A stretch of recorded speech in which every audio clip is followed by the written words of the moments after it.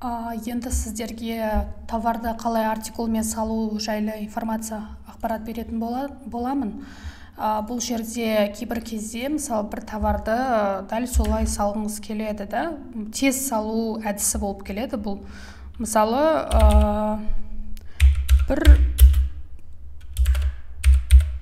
бір парфюм, бір товарды салып көрсетейін сіздерге қалай болатынын. Ол үшін клиентский сайтқа дәл осылай товарыңыздың атын жазасыз, мысалға.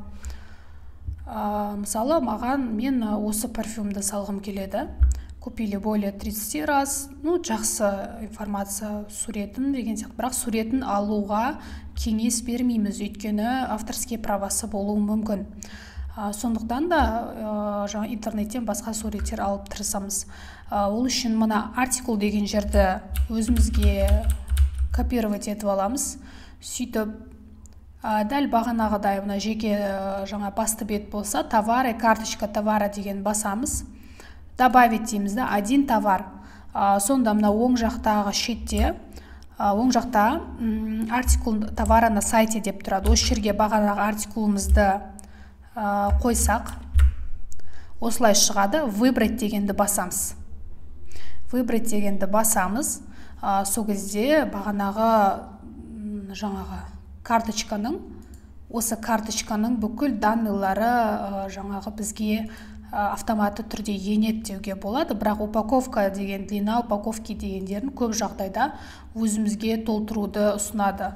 Дәл сол ақпаратты жазайық. 14-7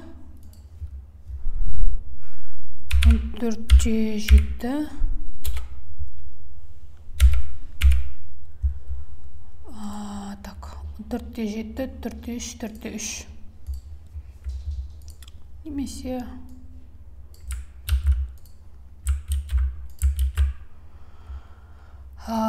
парфюм атында өзіңіздің жада бутик парфюм деп қойсаңыз да болады, немесе қандай парфюм екенін атын жазып қойсаңыз болады, Dolce Gabbana деп. Немесе өз магазиніңіздің атын жазып қойсаңыз болады. Менің жағдайымда ол Glamour City. Міндетті түрде астында всплывающий тұрған терезені міндетті түрде басамыз. Коробка фирменная символикой, древесный аромат, қандай ароматтар, возрастные ограничения айтарлықтай жоқ, бірақ 16+ деп жазып берейік. Туалетная вода Dolce Gabbana, императрица. Комплектация 1 штук деп міндетті түрде қанша штук болатыны, ол жайлы информация жазып қойыңыздар.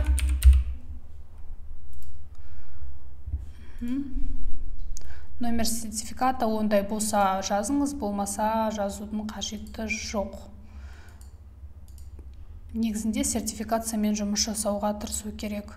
Мысалы, мынау бізде 100 мл болса, 100 мл деп жазып қоямыз. Кейбір ақпараттар толық енбейді, сондай жағдайда оны қосымша дополнять ету керек болады. Сезон бұл круглогодичный болып келеді. Транспортировка, неопасный груз. Мына жерге кейбір ақпараттарды толтырсаңыз болады, кейбіреулердің қажет емес.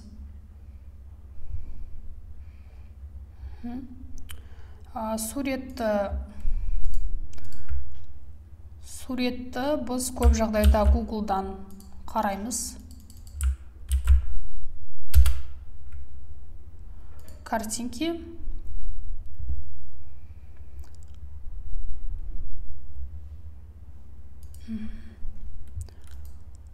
Міндетті түрде картинки не алғаны, мәні 500-ден кем болмау керек.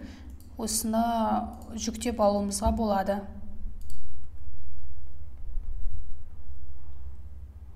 Так.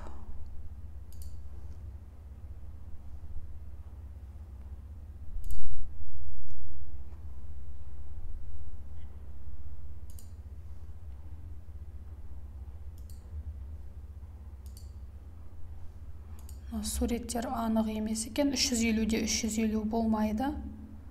Мынау болады.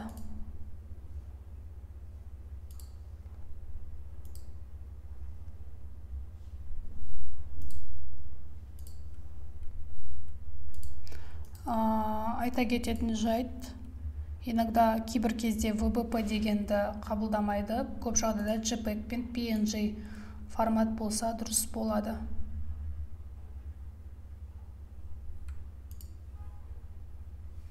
Ладно, осы бір сурет қоя тұрайық онда.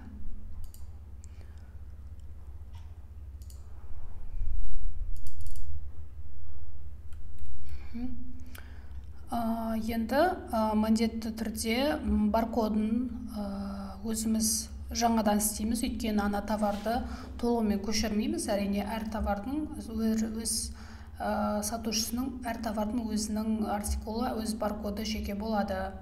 Ол баркодтар сізге, бағана көшіріп алған баркодтар сізге тиесілі емес. Енді мына жерге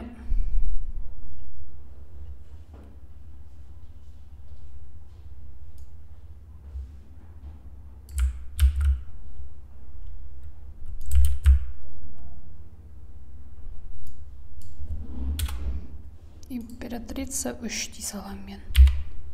Маған солай ыңғайлы. Осы парфюмнің бағасы неше екен? Қарап көреміз. 100 миллилитрлігі 22 000 теңге дейді. Неде? Мен сәйкесінше өзім қалаған баған, өзім есептеп қойған бағаны жазамын. Баға есептеу бойынша тағы да не болады, сабақ болады. Болды, создать.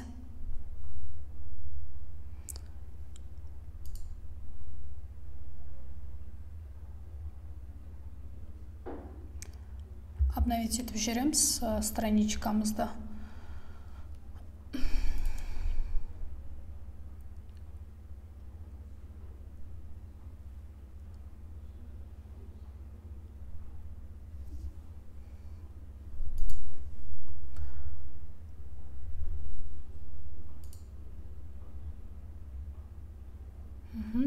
Міне біздің товарымыз шықты. Енді бұл товарды біз сатылымға шығарамыз. Сатылымға шығару үшін Marketplace управление остатками, скачать шаблон, немесе бұрынғы шаблоныңыз болса, соған жаза берсеңіз болады. Мына жерге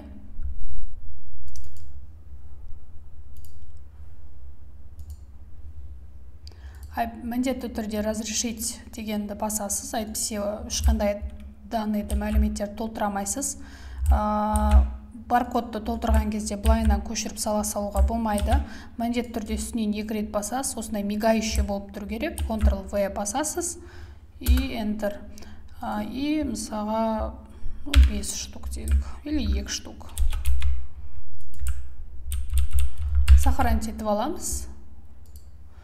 Енді осыны загрузить файл с остатками деп. Міндетті түрде складты жаңылысып қалмаңыздар.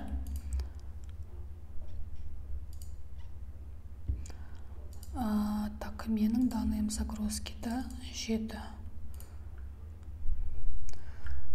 Остаткиға нақты енді ма, енбеді ма білу үшін поиск по наименованию или артикул дегенді бассаңыз, на жерге баркодты енгізсеңіз, осылай шығады.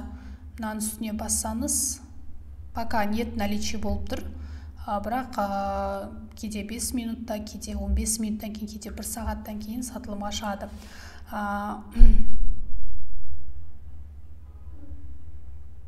Әр товарыңыз нақты сатылымға шықты ма, шықпады ма білу үшін осы карточкаңызда кірсеңіз болады. Бағана біздің ашқан карточкамыз, Lanvin парфюміміз міне енді бағасымен тұр, сатылымда. Демек, кез келген адам осы біздің тауарымызға заказ бере алады деген сөз. Жалпы оңай варианты, оңай нұсқасы осы. Добавить один артикулды қоясыз. Мысалы, мына жерде тұрған артикулды қойып, мына жерге қойып, выбрать десеңіз, ар жақта уже толық информациясы шығады бағанағы карточканың. и дәл солай жетпейтін ақпараттарды жеткізе қоя отырып, сіз сол карточканы толықтыра аласыз, өз информацияңызды қоя аласыз. Жалпы осы қиын емес.